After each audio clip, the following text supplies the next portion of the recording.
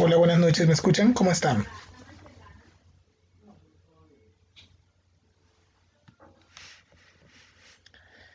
Bueno, hoy vamos a hablar del tipo de responsabilidades que tiene el empleador en accidente de trabajo. Existen varias clases de responsabilidades. Tenemos la responsabilidad laboral, la responsabilidad penal, la responsabilidad administrativa, tenemos la responsabilidad civil y tenemos varias, aparte de estas como la ambiental, la fiscal y entre otras. Pero vamos a tocar pues cuatro de ellas que son las más importantes y dentro de ellas está la responsabilidad laboral, que es cuando hablamos directamente de la culpa patronal. La responsabilidad civil es la que nace de toda relación civil que se tenga. La relación civil es la relación entre personas, o sea, que yo tenga una relación con otra persona. Y la relación administrativa parte directamente de las aseguradoras o ARLs o con empresas y es una obligación estatal, ¿sí? Entonces, pues vamos a ver cada una de ellas. Alcanzan a ver las diapositivas, todo está bien. Hoy sí tenemos todos los utensilios organizados de buena manera. Espero que sí. Pues bienvenidos a todos.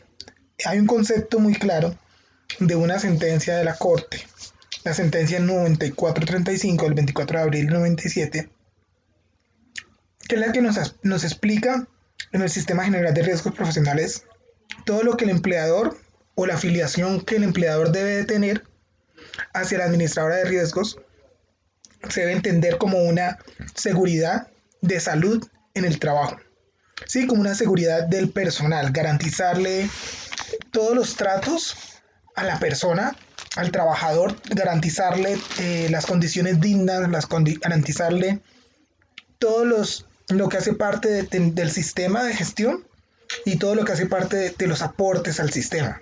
Entonces el empleador lo tiene que garantizar. En esa sentencia pues lo hemos especificado. Aquí tenemos un concepto que para mí pues es muy importante y quería pues presentárselos, que dice: en el Sistema General de Riesgos Profesionales, el empleador, por la afiliación y cotización de sus trabajadores, la administradora de riesgos profesionales y su seguridad, no solo entendida como seguridad de higiene y salud del trabajo, sino como seguridad personal, lo que les decía ahora, garantizando la vida de sus trabajadores en los sitios y centros de trabajo.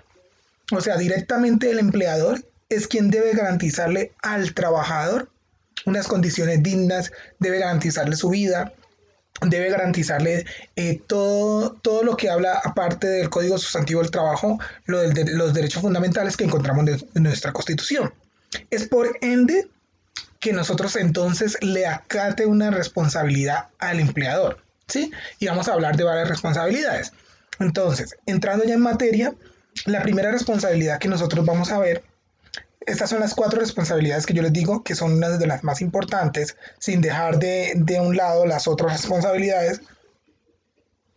Y dentro de ellas encontramos la responsabilidad laboral, la responsabilidad penal, la responsabilidad civil y la responsabilidad administrativa. Estas responsabilidades, si bien hacen parte del empleador, algunas hacen parte del trabajador y otras hacen parte de nosotros como especialistas en seguridad y salud en trabajo, especialistas en salud ocupacional, con una licencia vigente, porque nos acata varias de manera directa lo que nosotros pues hagamos o dejemos de hacer. O sea, tenemos una responsabilidad por acción o por omisión. ¿Listo? Entonces,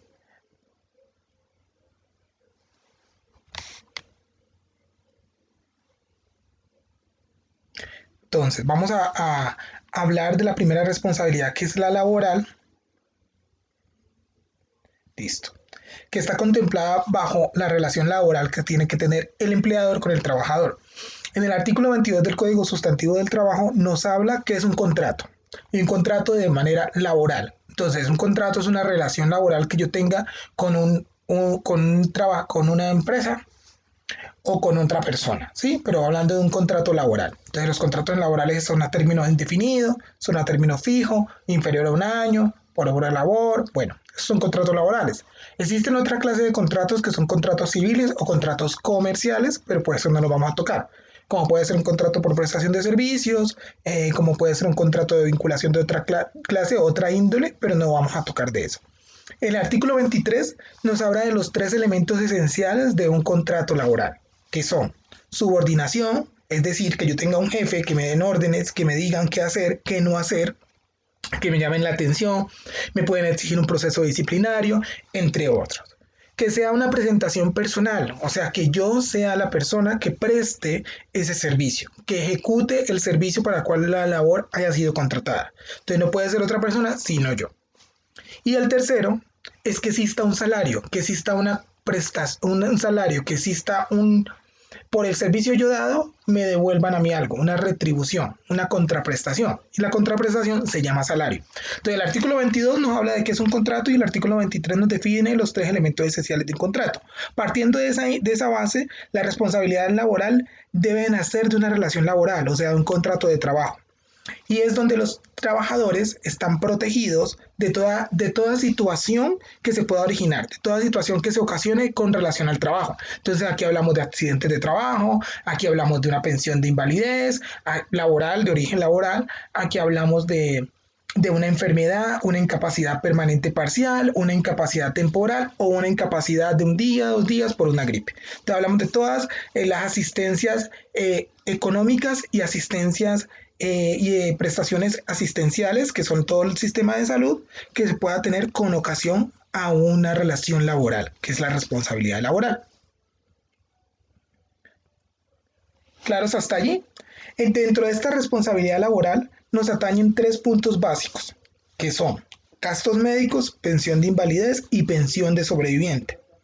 Los gastos médicos son todos los que el empleador debe de generar o de garantizar más bien al trabajador. ¿Cómo los garantiza este? Afiliándolos a la ARL.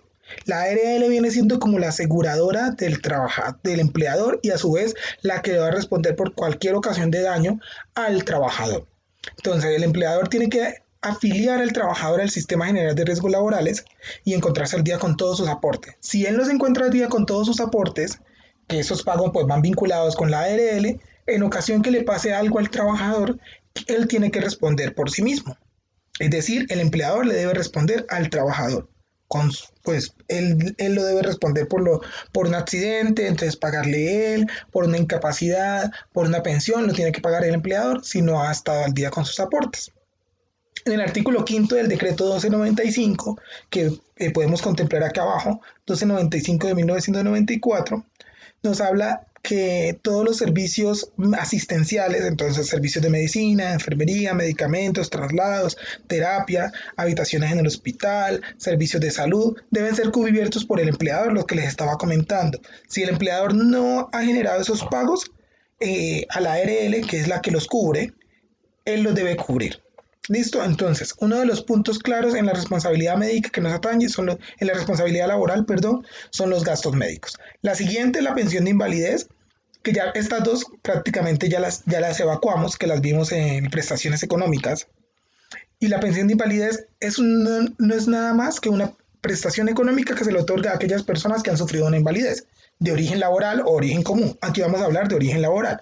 Y esta es la que se ocasiona por medio de un accidente de trabajo. Entonces ya sabemos que se pierde menos del 5%, se pierde mayor del 5%, se pierde hasta un menor del 50% o hasta un máximo del 50%, bueno, varias, ¿sí? Pero la pensión de invalidez entonces hablamos de 50% en adelante. ¿Listo? Por otro lado tenemos la pensión de sobrevivientes, que la pensión de sobrevivientes es la prestación económica que recibe un beneficiario por un afiliado que originó o causó un derecho. De ahí viene la palabra causante. Es quien causa un derecho. Él tenía un derecho adquirido, se muere, fallece, que sea una persona pensionada por invalidez, murió, falleció y causó el derecho porque tenía un derecho adquirido. Automáticamente le genera un beneficio a la persona pues correspondiente para adquirir una pensión de sobrevivientes. En el artículo 47 de la ley 100, que es la misma nada más y que modificada por la 797 en el 2003, pues nos habla de todo lo de la pensión de sobrevivientes, quiénes la pueden reclamar, cómo la pueden reclamar, a través de qué, que son prestaciones económicas que ya nosotros habíamos implementado. Entonces, dentro de las responsabilidades laborales, o la responsabilidad laboral más bien, están estos tres puntos básicos que debemos de tener en cuenta que hacen parte del empleador. Esto va muy ligado al artículo 216 del Código Sustantivo del Trabajo, que nos habla del hilo conductor sobre una responsabilidad o culpa patronal. ¿Sí? ¿Vamos claros hasta allí? Ahora vamos a hablar de la responsabilidad civil. Ya respondo. Los beneficiarios de la pensión de sobrevivencia reciben pensión independientemente de las semanas cotizadas. De las semanas cotizadas de ellos, ¿de quién estamos hablando? Bueno, te voy a hacer los dos paralelos para que quede un poquito claro, Gerardo. Del muerto. Sí, independientemente. O sea, si la persona que tenía una pensión de invalidez, el beneficiario va a tener la pensión de sobrevivientes. Si era una persona que era un afiliado, no tenía la pensión, recuerda que cuando hablamos de las prestaciones económicas, se le va a pagar una indemnización a esa persona. Entonces se le va a pagar sobre el 75% si era un afiliado. Si era un pensionado, se le va a pagar el 100% y ahí sí va a recibir la pensión de sobreviviente. Entonces tiene que cumplir con los beneficios para poder la otra persona recibir la pensión de sobrevivencia. ¿Sí? ¿Claro, Gerardo, o te dejé más confundido?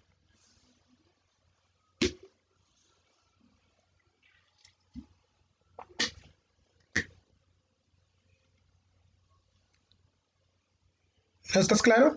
Bueno, bueno, ya aclaramos. A ver, para yo recibir una pensión de sobrevivientes, tengo que tener, se tiene que haber causado un derecho, ¿sí? Entonces, se tiene que haber causado un derecho. Hablemos, en este caso, de la pensión de invalidez.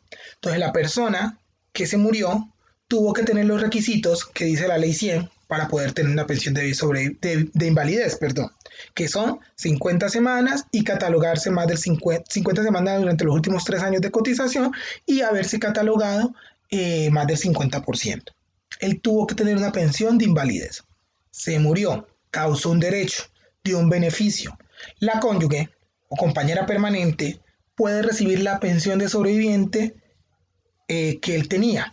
Pero como ella no es de invalidez, legalmente, eso, aunque no es aquí, se hace de una manera diferente. Entonces, cuando yo voy a Colpensiones, si es ante lo público, reclamo que esa pensión que era de invalidez se mute una pensión de vejez y a su vez me la reconozcan como una pensión de sobreviviente. ¿Sí? Eso es un trámite legal que obviamente es totalmente ajeno a esto, pero es lo que se hace. Ese es el punto. Entonces tiene que tener 50, en este momento de la ley 100 tiene que tener 50 semanas cotizadas y durante los 3 últimos años y mayor al 50% haber sido calificado. Si es un afiliado que no tenía una pensión de invalidez, sino que era un afiliado que disfrutaba del beneficio por la invalidez, sí, pero no estaba pensionado, sino que lo habían indemnizado, y se murió. La compañera permanente cónyuge va a recibir la indemnización que le dieron sobre el 75%, pero eso son prestaciones económicas. Entonces, si hablamos de pensión de sobrevivencia, necesariamente la persona que causó el derecho tuvo que haber reconocido, se le tuvo que haber reconocido en vida alguna clase de pensión. Hablando en este punto de la pensión de invalidez. Entonces, la persona tuvo que, ya te, el muerto no había cumplido las semanas de cotización ni edad para jubilarse. Fallece, ejemplo, con 200 semanas cotizadas, pero fallece y los hijos de su esposa reciben pensión. Si él no había cumplido con los requisitos mínimos para pensionarse, ellos no van a recibir pensión. Ellos lo que van a recibir, si es por lo público, Colpensiones, una indemnización sustitutiva de la pensión. Y si es lo privado, una devolución de los aportes que él tenga que él haya generado. Entonces, si es Colpensiones, una indemnización sustitutiva de la pensión que le devuelven los aportes. Y si era por el fondo privado, entonces, por Porvenir, Colfondos o cualquiera de ellas, va a recibir la devolución de aportes, pero ellos no reciben pensión. ¿Claro?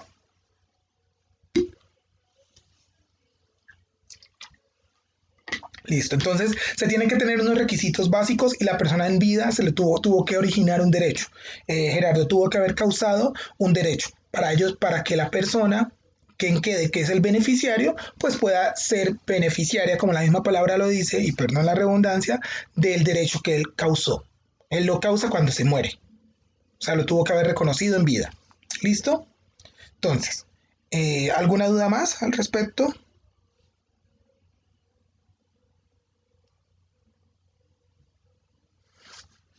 Bueno,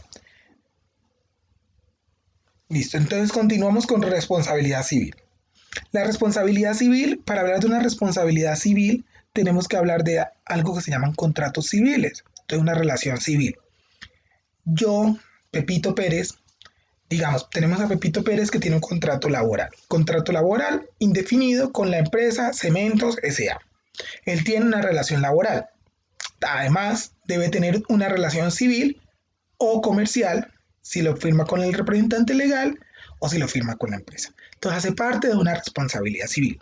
Dentro de esa responsabilidad civil que le atañe al empleador, que es el pago de una indemnización por daños, por perjuicios causados al trabajador o a sus familiares, pues cuando la culpa obvia no sea evidente y no se compruebe que ha sido de una manera maliciosa de parte del trabajador por un accidente laboral o una enfermedad laboral, debe responder directamente el empleador. O sea, aparte de la responsabilidad laboral por culpa patronal, una responsabilidad civil le pueda atañar a él y reparar unos daños causados. Entonces, dentro de esta responsabilidad civil tenemos tres puntos claros que son los daños morales, el lucro cesante y el daño emergente. Esos son los tres puntos básicos que atañen dentro de la responsabilidad civil. Entonces vamos a entrar a ver cada uno de ellos. Cuando hablamos de los daños morales, hablamos de daños ocasionados, van muy ligados a la psiquis, a la relación de la persona que tenía o a su desarrollo que la persona tenía, o a los familiares, porque cuando se le muere a alguien por un accidente de trabajo, como quedó traumatizado, ¿sí? Entonces el empleador debe reconocer y debe indemnizar a eso. Los daños morales son todo lo que se generan por dolor, por angustia, el sentimiento de pérdida del trabajador, el sentimiento de pérdida de una mano, de un brazo, de no volver a desarrollar toda su capacidad laboral, de no estar al 100% en su forma laboral, y a los familiares de que no contar con esa persona o no tener a esa persona viva o no tenerla completa con toda la capacidad laboral. Se pueden catalogar daños morales hasta 1.000 salarios mínimos legales mensuales vigentes.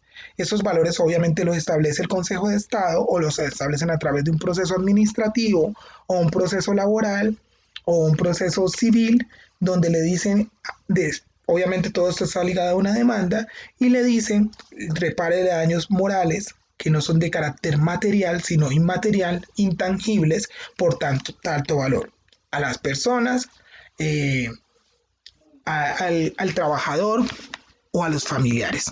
¿Claros?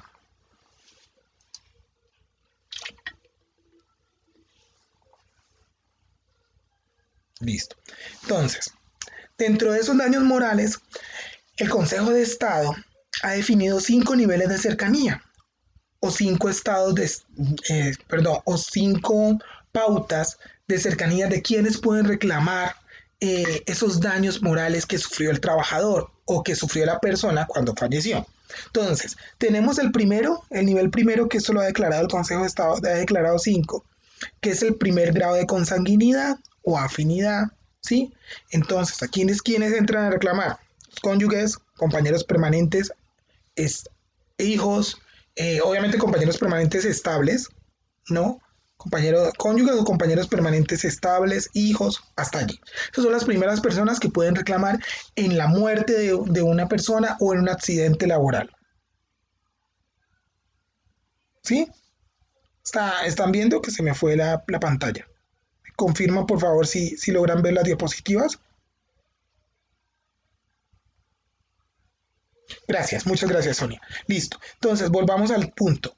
El Consejo de Estado catalogó 5 niveles. Entonces les decía, en el primer grado de consanguinidad, cónyuges, compañeros permanentes o hijos, ellos pueden ser quien reclame. En el segundo grado de consanguinidad, abuelos, hermanos y hasta nietos. En el tercero, bisabuelos, tíos, sobrinos, hasta allí. En el cuarto entran lo que son primos y en el quinto entran todos aquellos que no tienen un vínculo familiar, pero tienen una relación afectiva con la persona que se accidentó o con la persona que se murió. ¿Listo? Entonces en el nivel 4 hasta primos y en el nivel 5 todas personas. Entonces aquí cabe resaltar que cuando se tiene un accidente laboral, usted digamos un ejemplo, está con su compañera o compañero de trabajo, el cual pues es el del cubículo de al lado o el de al frente o con el cual usted se lleva muy bien y él sufre un accidente de trabajo. Digamos, seamos trágicos. Él sufrió un accidente de trabajo, se iba a montar al ascensor, el ascensor se cayó, el señor se murió y usted presenció todo eso. Entonces usted no tiene una relación de sangre con él, ni una relación afectiva, pero sí tiene una relación, una relación de sangre. ¿Podría ser la sucursal Tinieblo? Sí, podría ser la sucursal Tinieblo, exacto, Gerardo. Pues si demuestra la afectación, puede ser cualquier persona. Puede ser el vecino, puede ser la sucursal, puede ser el Tinieblo, cualquiera que demuestre la afectación, porque recordemos que los daños morales es la afectación psicológica. Entonces puede ser la persona por allá que se tenga, que nadie sabía pero existía y lo demuestra, fotos, videos, películas, como dicen por ahí, o cualquier persona que pueda dar un testimonio, se le paga una indemnización. ¿Sí? Eso obviamente va en grados, no se le va a pagar el mismo porcentaje a una persona que es el vecino, que era la vecina y era el tinieblo y se sintió afectada, como dijo Gerardo, eh, pero se le paga una indemnización por el daño que esa persona sufrió, es el daño moral. Entonces, dentro del Consejo de Estado tenemos una tabla que yo se las traje aquí para que la miremos. Entonces, y en esta tabla habla de la reparación del daño moral en caso de muerte y también más adelante tenemos la reparación del daño moral en caso de accidente. Entonces, en caso de muerte, listo, aquí ya tenemos los niveles del 1 al 5, 1, 2, 3, 4, 5, y aquí tenemos los porcentajes y la equivalencia de los salarios en salarios obviamente mínimos legales mensuales vigentes. Entonces, si la persona se muere, tuvo un accidente, murió, entonces la relación afectiva en el primer grado se le paga el 100%, o sea, porcentaje del 100% de salarios equivalente a 100 salarios, sería en este caso. En el segundo punto se le paga el 50% equivalente a 50 salarios mínimos legales mensuales vigentes. En el tercero, el 35% equivalente a 35 salarios mínimos legales vigentes. El cuarto, el 25% equivalente al 25% de salarios, el 25 salarios mínimos legales vigentes. Y en el quinto, que es el sucursal, tiniebla, etcétera, se le paga el 15%, o sea, 15 veces el salario. Obviamente todo esto se tiene que demostrar, porque esto es un daño civil, esto es una responsabilidad civil, y ustedes saben que los daños morales, pues no están calculados, pero el Consejo de Estado se ha inventado esta tabla con la cual cuando uno hace un proceso civil, una demanda laboral, un proceso administrativo, pues se basa mucho en esta tabla que les traigo aquí. ¿Listo? Entonces, esto en caso de muerte. En caso de accidente, entonces vamos a ver, en caso de accidente existen varios puntos. Cuando él tiene el 50, igual o superior al 50%, estamos hablando de una pensión, de factiblemente una pensión de invalidez. ¿Listo? Y la mínima igual o superior al 1%, pero inferior al 10%. Entonces, tenemos los mismos, el nivel 1, 2, 3, 4 y 5, que ya sabemos acá hace relación, desde esposos hasta tinieblos o tinieblas, y aquí tenemos la gravedad de la lesión. ¿Listo? Entonces, cuando es igual al superior al 50% en el nivel 1, se le va a pagar el 100% de lo que se le reconozca a esa persona. Entonces, el esposo, compañera permanente o los hijos que se sientan afectados y que quieran reparar, recibir eh, esa indemnización por esos daños, lo pueden solicitar y a ellos se les va a pagar el 100%. Si son del nivel 2, el 50%, si son del nivel 3, el 35%, si son de nivel 4, el 25%, y si son de nivel 5, el 15%.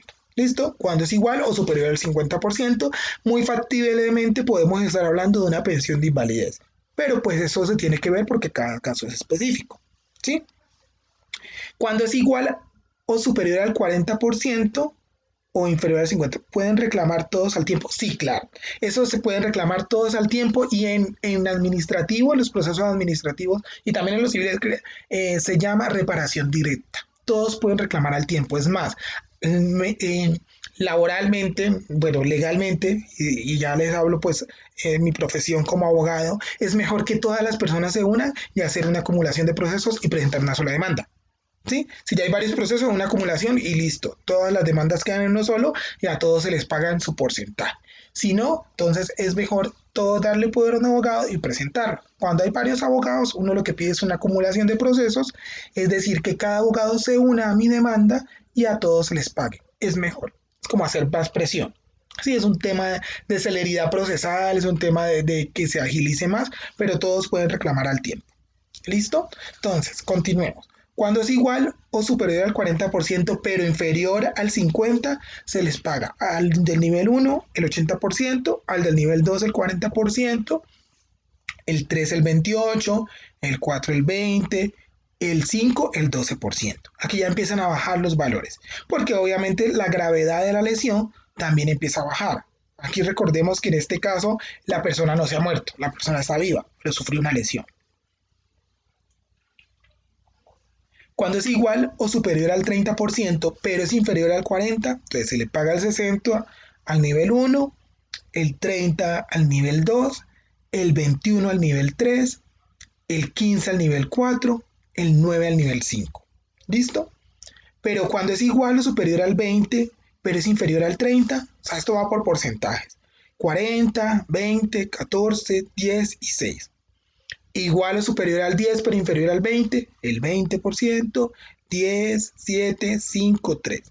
Igual o superior al 1%, entonces ya podemos hablar aquí de una incapacidad parcial, ¿sí? No de una incapacidad, perdón, temporal, ¿sí? E inferior al 10%. Entonces, se le paga el 10, se le paga el 5, el 3.5, el 2.5 y el 1%. Entonces, ¿claros ahí en responsabilidad civil en la reparación del daño moral? ¿O tienen alguna duda?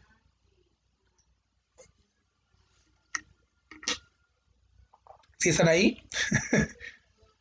¿Me escuchan? Ah, bueno, listo. Ya les iba a hablar como Talía. ¿Me escuchan? ¿Me sienten? ¿Me oyen? Mentira. Listo. Bueno, entonces, continuemos. Entonces, vamos con el segundo ítem de la responsabilidad civil. Tenemos daño emergente y el que seguía era lucro cesante. El daño emergente y lucro cesante siempre van ligados. Por lo general, cuando uno ejecuta o realiza una demanda, uno pide los dos. Entonces, como están tan ligados, nos habla el artículo 1614 del Código Civil colombiano de los dos. Entonces, yo le he dividido en dos partes. El primero dice, entiéndase por daño emergente el perjuicio o la pérdida que proviene de no haberse cumplido con la obligación o de haberse cumplido imperfectamente o haberse retardado en su cumplimiento. ¿Listo? ¿Qué nos traduce esto? Que es una responsabilidad civil va relacionada con el daño que involucran todos los gastos de entierro, de traslado, de egresos, gastos clínicos, en los que entró el trabajador o entraron familiares del trabajador y que han afectado el patrimonio familiar. ¿Listo? También esto se evidencia mucho con el auxilio funerario que habla del artículo 5186 de la ley 100 del 93, modificado por la 797 del 2003. A esto nos hace referencia al daño emergente. Tenemos lo que es el lucro cesante. El lucro cesante también nos habla del artículo 1614, pero en su literal, en su parte B, por decirlo así. Este artículo va dividido, digámoslo que en dos, en A y B. El A nos habla del daño emergente y el B del lucro cesante. Entonces, el lucro cesante dice, entiéndase, y por lucro cesante, porque recordemos que continúa, la ganancia o provecho que deja de reportarse a consecuencia de no haber cumplido la obligación o cumplido imperfectamente o retardado su cumplimiento. Entonces, el lucro cesante que viene siendo el empobrecimiento, la falta del ingreso a futuro, era lo que yo no voy a percibir. Entonces, yo perdí mi brazo, perdí el trabajo y no voy a percibir el sueldo del mes siguiente. Yo tenía un taxi y el taxi se me averió, entonces no voy a tener los ingresos en el próximo mes, siempre es a futuro, el empobrecimiento a futuro, la falta del ingreso al núcleo familiar, el cálculo que se tiene por la persona accidentada, entonces hay una tabla de cálculo actuarial que dice que, por ejemplo, los hombres vivimos hasta una fecha, las mujeres viven hasta una fecha, una expectativa de vida, y sobre eso se debe hacer una indemnización y bueno, todo el rollo. Pero el lucro cesante no es nada más y nada menos que el empobrecimiento y la falta de un ingreso a futuro del núcleo familiar o de la persona. Como es una responsabilidad civil, la puede reclamar la persona y los familiares, ¿sí? O los que se atañen hasta el nivel quinto. ¿Listo?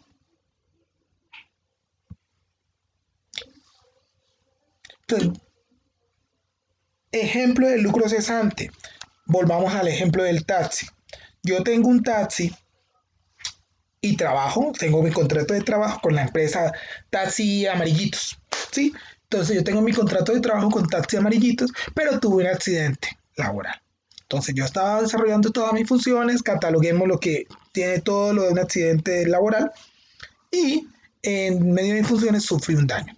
Entonces, ¿cuál es el daño emergente? Que me tienen que trasladar al médico, que tienen que reparar el carro, todo eso. ¿Cuál es el lucro cesante allí?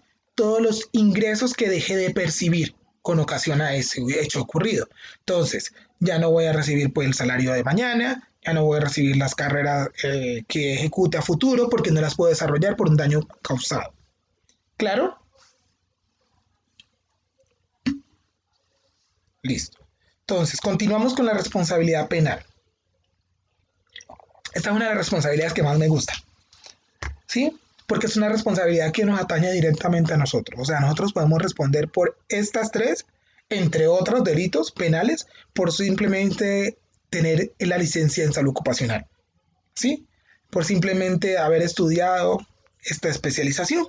Entonces, esta responsabilidad penal es una falta de prevención, es una falta de que yo no di una orden bien y puede ocasionar dos cosas, o lesiones personales o pueda morirse la persona. Entonces, cuando se muere una persona, nos atañen a nosotros por responsabilidad penal un homicidio, que puede ser de tres índoles, culposo, doloso, preterintencional. ¿Listo? Entonces, esta responsabilidad se da por la falta de prevención y por el incumplimiento de las normas de la seguridad y salud en el trabajo. ¿Quiénes responden directamente? El gerente, el jefe inmediato, el supervisor del sistema, el que haya hecho la matriz legal, el que haga todo lo del salud ocupacional y sistema del trabajo. Y si la persona se muere, vamos a responder directamente por homicidio. Entonces vamos a ver tres clases de homicidios y vamos a seguir hablando pues de la responsabilidad penal. Claro que sí, da cárcel, privación de la libertad y multas. Entonces nosotros tenemos que tener muy claro porque nosotros podemos aquí tener por omisión o por acción. Por omisión es porque, por ejemplo, dimos una orden a un trabajador, perdón, por acción es porque dimos una orden al trabajador, el trabajador la ejecutó de acuerdo a lo que nosotros le dijimos del sistema de gestión y el trabajador por allá se murió, tuvo un accidente X. Y por omisión es porque nosotros no previmos lo previsible, entonces no le dimos los implementos de trabajo necesarios al trabajador, él se accidentó y nosotros podemos responder. Se accidentó y se murió y nosotros podemos responder cuando hablamos de homicidio. Cuando hablamos de lesiones, entonces se accidentó y entonces nosotros podemos ser responsables penalmente. ¿Listo? Entonces vamos a ver los tres clases de homicidio y lo vamos desarrollando. ¿Alguna duda hasta ahora?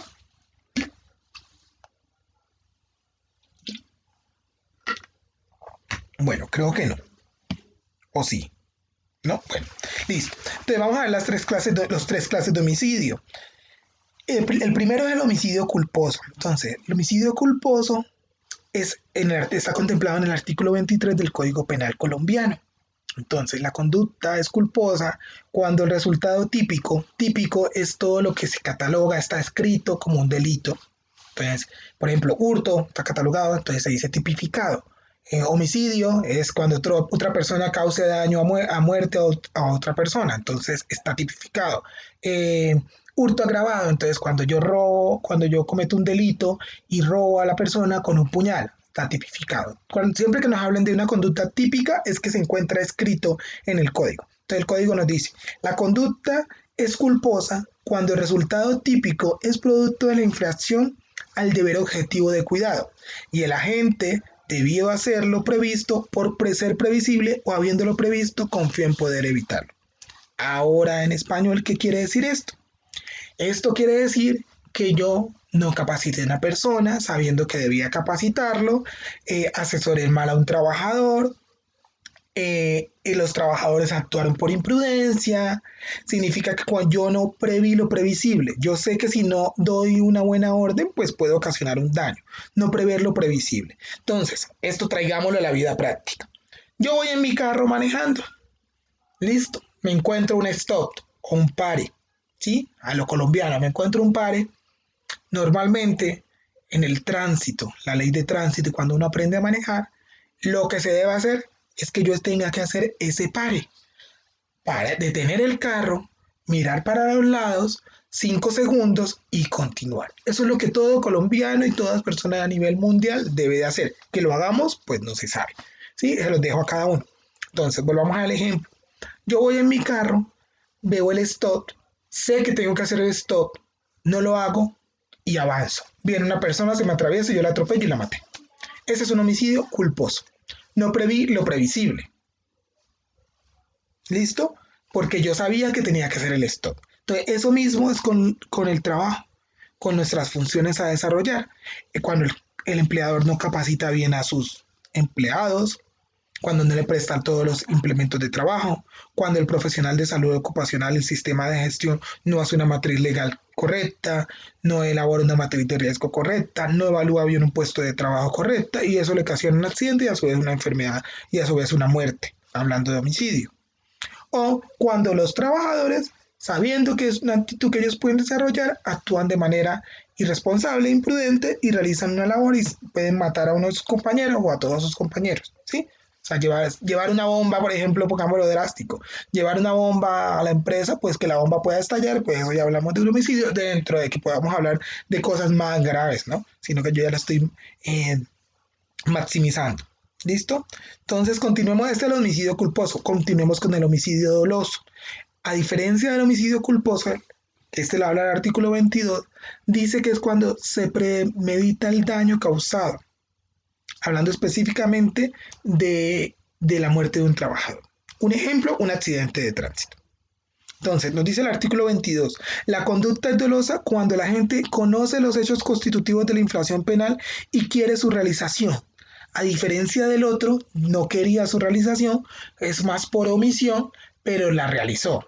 En este doloso yo sí quería hacerlo y sabía que podía ocasionar la muerte del trabajador. Entonces dice, la conducta es dolosa cuando la gente conoce los hechos constitutivos de la infracción penal y quiere su realización. También será dolosa cuando la conducta, cuando la realización de la infracción penal ha sido prevista y su no producción se deja libre al azar.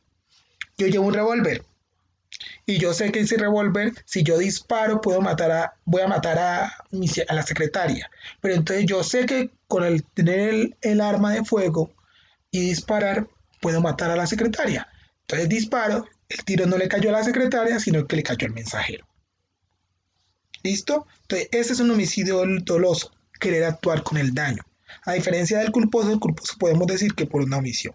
A ver, si a un trabajador le sucede un accidente sin capacitación y el profesional del sistema de seguridad y salud en el trabajo dejó trabajar en esas condiciones sabiendo que era peligroso, la responsabilidad del profesional. Correcto, exacto. Como dice al comienzo, sí, la responsabilidad es del profesional de seguridad y salud en el trabajo. Y hace parte si él se muere de un homicidio culposo y si él sufre una lesión, puede responder por lesiones personales con ocasión a su función.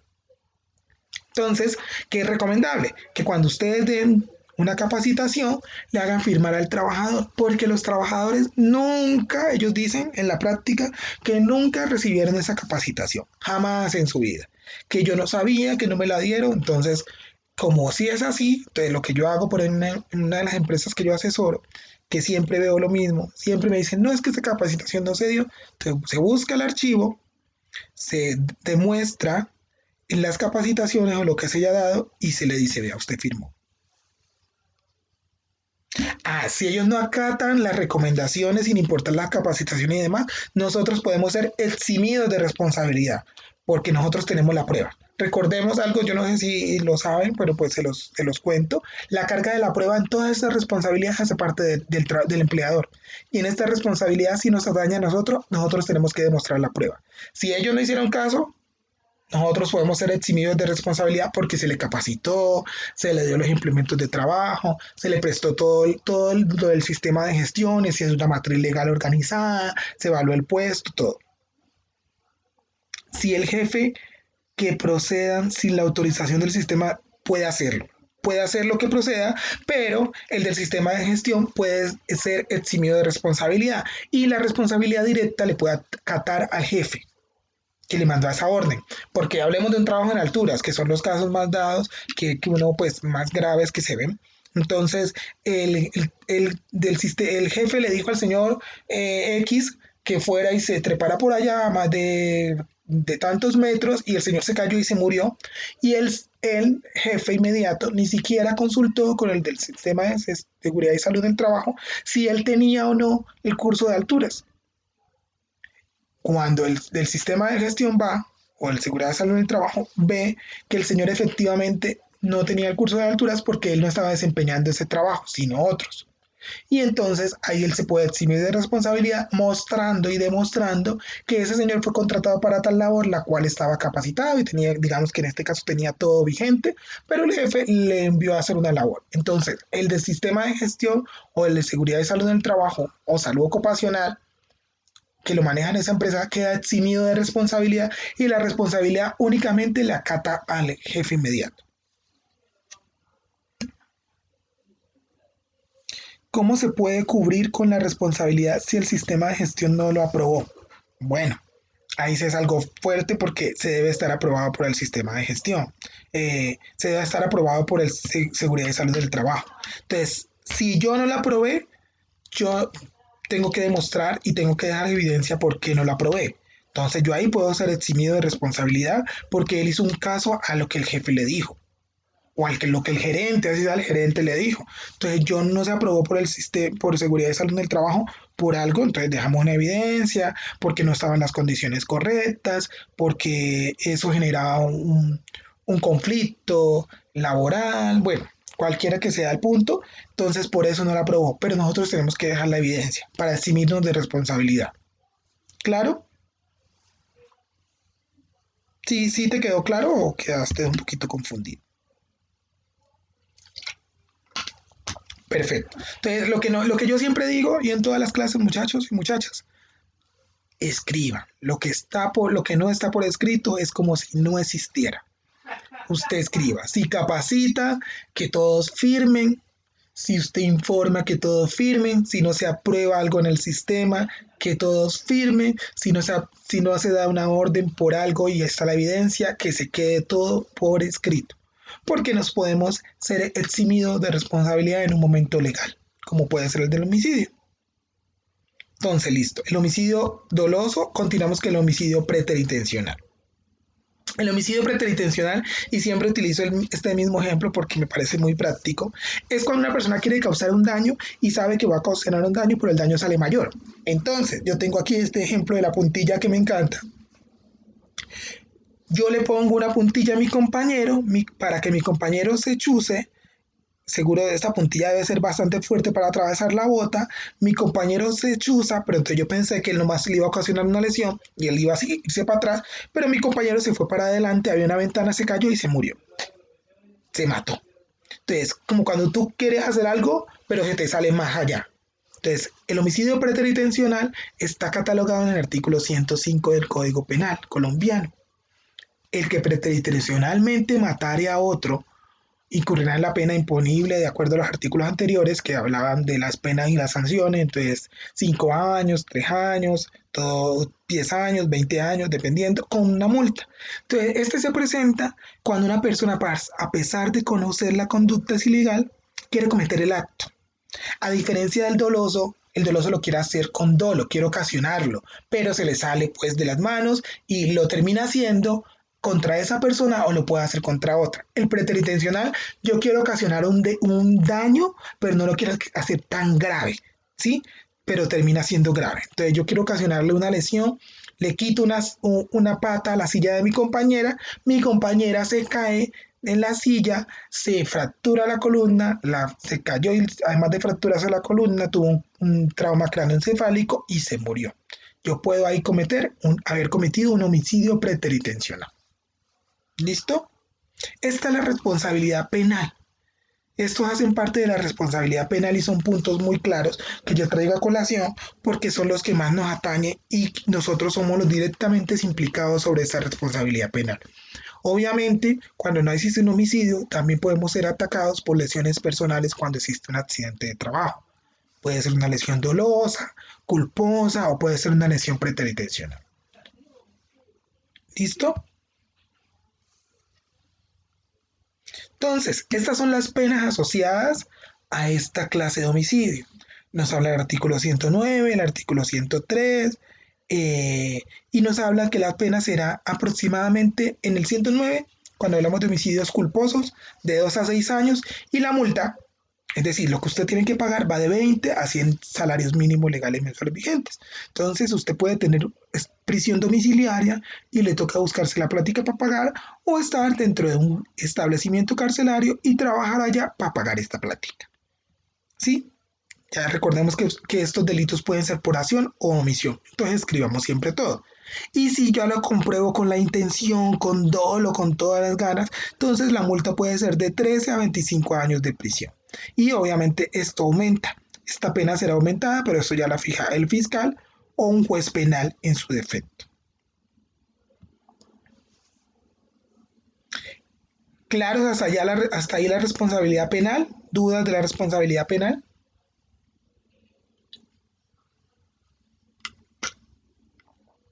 Listo, perfecto. Entonces continuemos con la responsabilidad administrativa. La responsabilidad administrativa está regulada por el decreto 472 del 2015, que a su vez fue compilada por el decreto 1072 del 2015 en el 22411, ¿sí? Que sería como el artículo. Este nos habla directamente de las sanciones que tiene la empresa o que tiene la ARL cuando no efectúa un reporte de accidente bien, nos habla de las multas, nos habla del incumplimiento de seguridad y salud en el trabajo. Esta responsabilidad administrativa hace directamente en relación a las aseguradoras con la empresa. Pare de contar. Directamente hace eso. Sí, entonces aquí nos habla de sanciones por el incumplimiento de los programas de seguridad y salud en el trabajo. Entonces la empresa, venga para acá. ¿Usted por qué no los cumplió?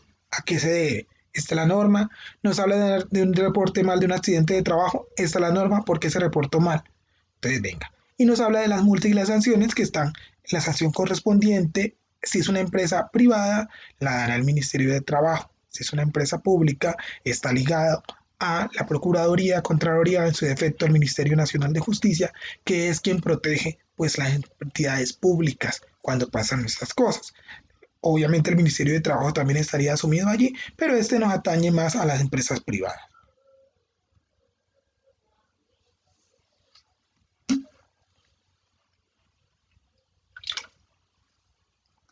Aquí tenemos una tabla, ojalá la alcancen a ver bien y la vean bien en sus pantallas, porque es una tabla un poquito extensa. Esta tabla nos habla, es un paralelo como de cada una de las responsabilidades que existen, el origen, la sanción, la prescripción, si existe una demanda o las características que existen. Entonces, hablamos de una responsabilidad laboral.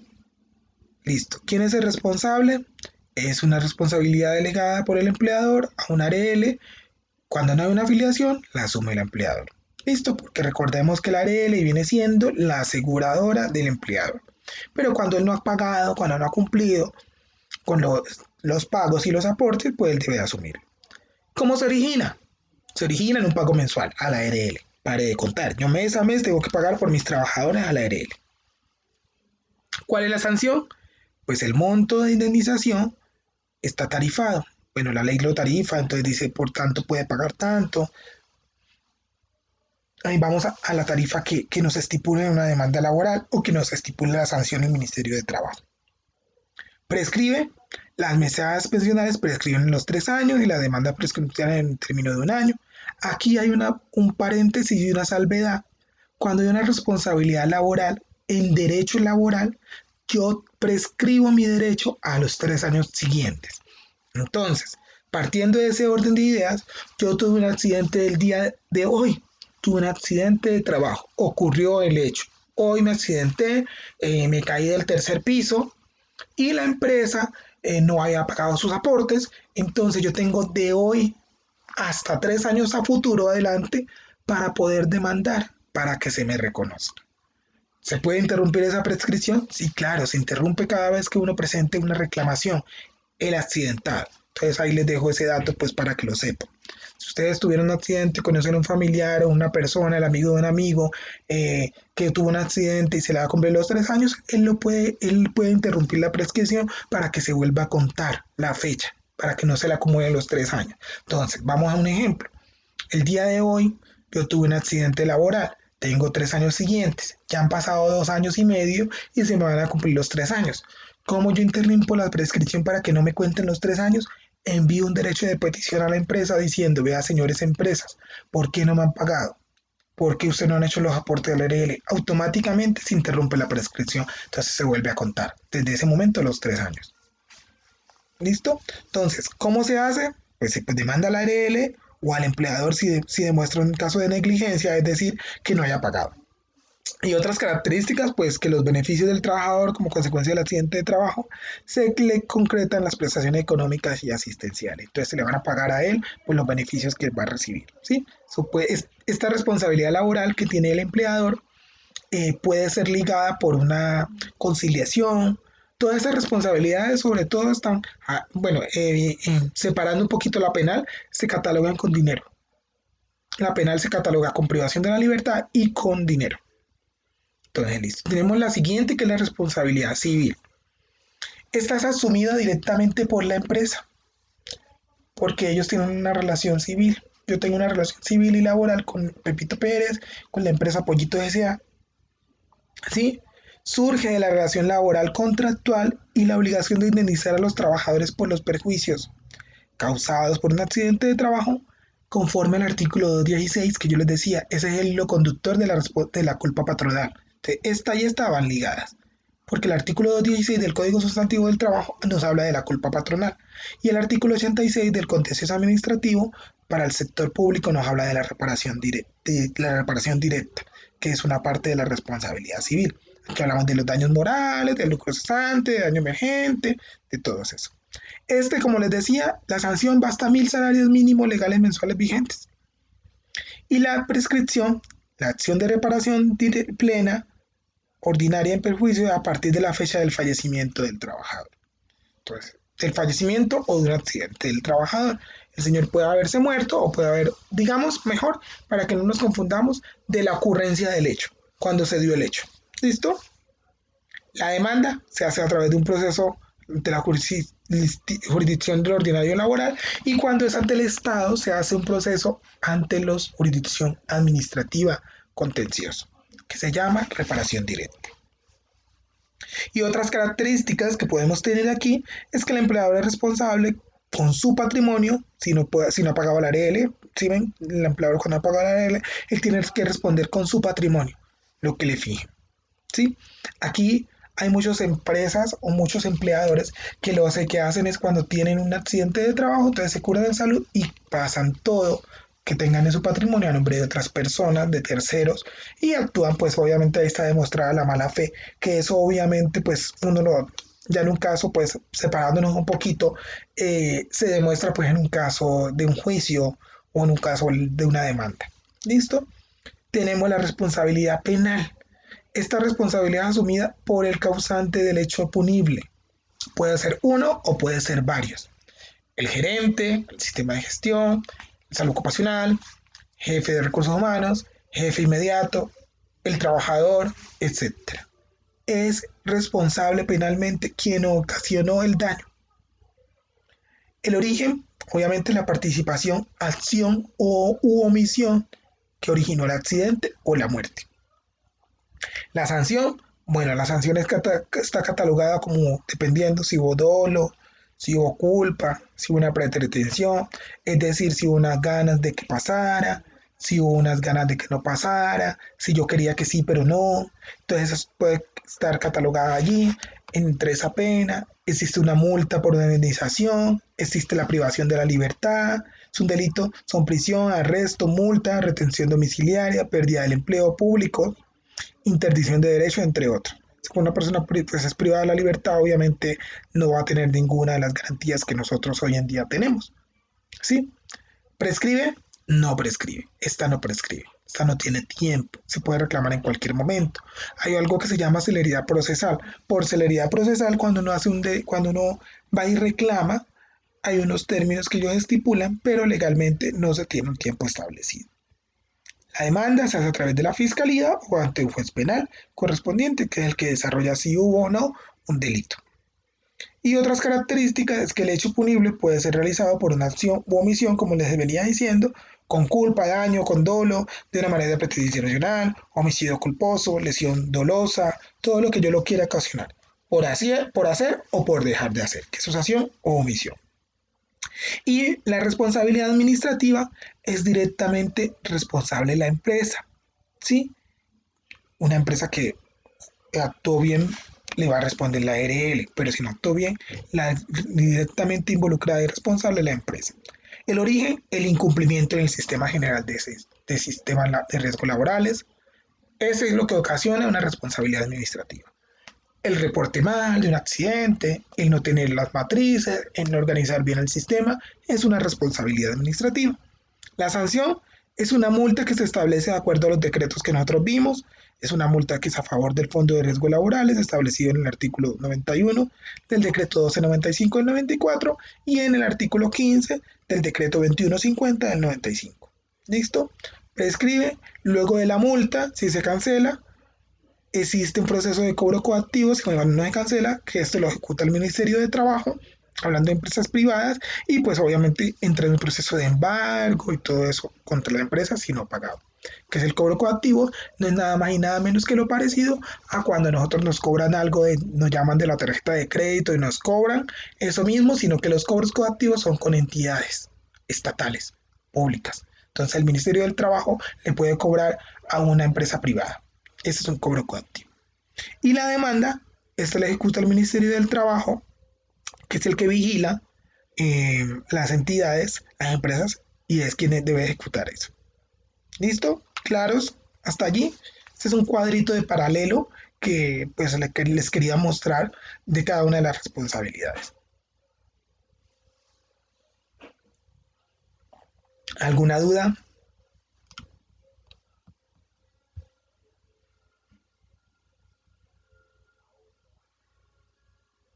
¿Dudas?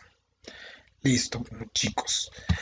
Entonces, perfecto. Entonces, esta era la clase pues de hoy de tipo de responsabilidades. Evidenciamos las cuatro pues que son como más básicas e importantes. Todas son importantes. Tenemos por otra parte la responsabilidad ambiental, que es que todas las empresas deben de gestionar pues tranquilos, que tranquila Sonia, que si necesitan y yo estoy por allí o me escriben un correíto, lo que sea, que yo les pueda ayudar con el mayor de los gustos, estoy para servirles. Sé que se van a encontrar con muchas cosas y en la práctica uno se encuentra con cantidades de cosas que no está aquí, pero pues estoy con el mayor de los gustos para servirles. Por ahí estaba mirando lo de las sentencias, estoy tratando de evacuarlas, pero pues que tengo bastantes estudiantes, pero estoy ahí pendiente, estoy mirando los foros, estoy dándoles prioridad y tratando de sacarlo pues pronto todo. Entonces ahí estamos pendientes. La próxima clase que tengamos va a ser la clase de cálculo y vamos a ir indagando ahí les voy a explicar todo lo de cálculo, vamos a tratar de hacerlo de una manera didáctica por aquí porque son fórmulas para que ustedes los puedan desarrollar bien. Si tienen algún caso especial, si quieren preguntarme algo, cualquier duda que tengan, pues me pueden escribir al correo, que se encuentren con algo de esto en la práctica, no vayan a pecar por omisión, que saben que nos puede traer una consecuencia, entonces mejor que pregunten. Sí, ya mismo lo trato de subir, por favor me confirman si han podido evidenciar las demás, que yo les he tratado de dejar los links por ahí. Eh, y pues si las han visto, pues chévere, esta queda ahorita mismo en subida, yo la trato de subir de una vez, si no mañana la subo. Bueno, entonces cualquier duda chicos y chicas, me escriben, estoy para servirles, que pasen una excelente noche, espero les haya quedado claro, me preguntan cualquier cosa, me escriben un correíto, cualquier cosa, por ahí estoy mirando y estoy tratando pues, de evacuar las sentencias y pues chicos que descansen, que tengan una feliz noche, un placer.